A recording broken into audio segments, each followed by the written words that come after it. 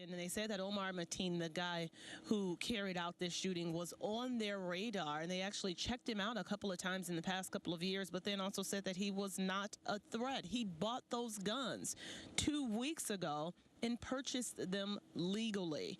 He also called 911 pledging allegiance to the Islamic State, and he also said that he also mentioned the Boston bombers when he did that. We've also been hearing from the president as well as other state leaders calling this an act of terrorism. Whether it was an act of terrorism or an act of hate is something that has really hurt the hearts of people here. Lisa, this was love in action tonight. You can tell it here by all of the flowers and candles in this growing memorial here, but you can really tell it by the people who came out, the people who are still lingering here tonight, who are comforting each other. This is no longer your fight. This is our fight. That we will not be silenced. Love will defeat hate. Like the bells that rang for all 49 victims.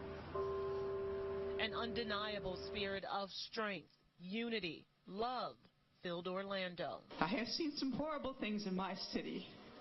I have also seen the power of love in Orlando, and I'm looking at it right now. A message that hate could not dim the light. And we know that love trumps hate. Of Orlando strong. This whole community stands behind you, and we will stand in front of you, and we will stand beside you to fight for your right to be who you are.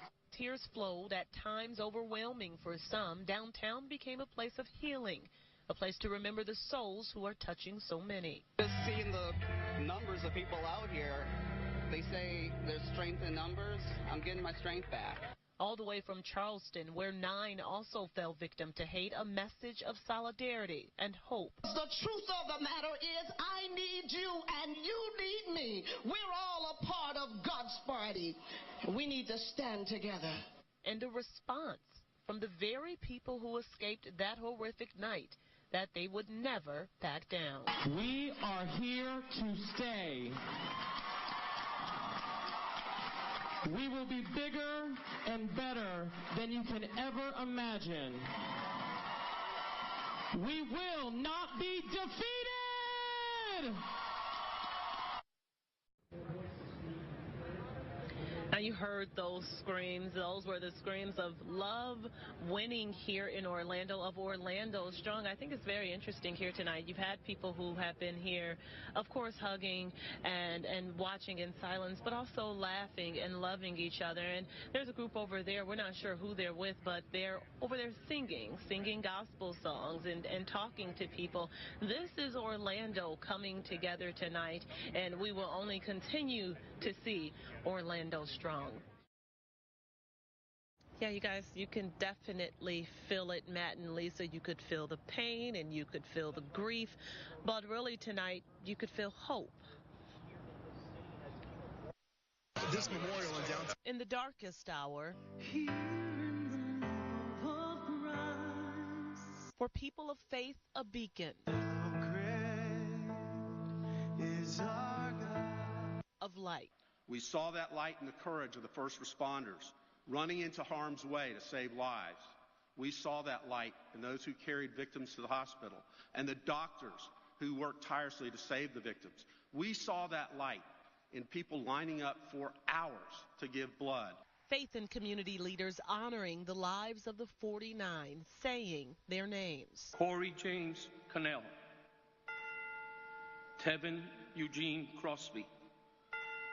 Grieving together as Christians. Help us love like Jesus. But struggling to answer the whys. How could God allow such evil? It does not promise a pain-free world, but it does promise that there is healing in the midst of the pain. And trying to reconcile with the LGBT community that some say the church has often cast aside. Because our community, for far too many, have never witnessed a sight like this. A church where they can come, be prayed over, and not be forced to change who they are. But it was a time to unite. Tonight, I felt the peace, and I felt the beginning of bridging that gap. For the 49 who loved without boundary. Love triumphs over evil. We did not ask Chris to come here tonight. We knew the pain was still fresh. It still hits people every time they visit this place. But Chris said that this was part of his healing process, and he hoped that his public healing would help others. Before we could even turn the corner. Yep, I see it. All right. Are you sure? Yeah. Chris Hansen could feel the energy radiating from Pulse.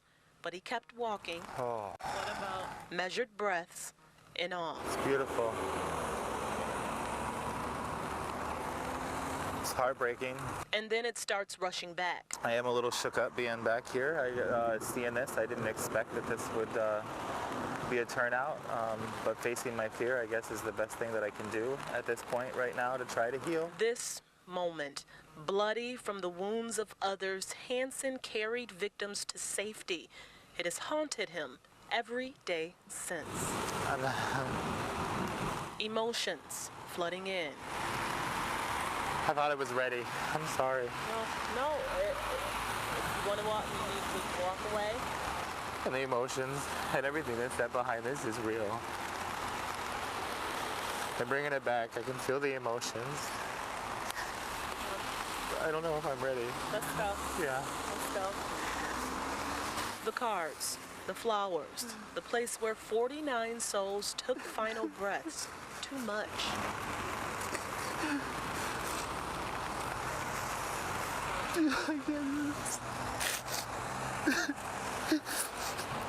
And then Hansen remembers his purpose, that it wasn't by chance that he chose Pulse that night. I'm just thankful that I'm alive. I was thankful I was able to help other people, to help reunite the families and the friends. And that this isn't in vain, that those lives lost will teach people how to live again, how to love without restriction. I have that extra day, or I have more time to rekindle and rebuild a relationship and focus on the situations that were bad, to clear the slate.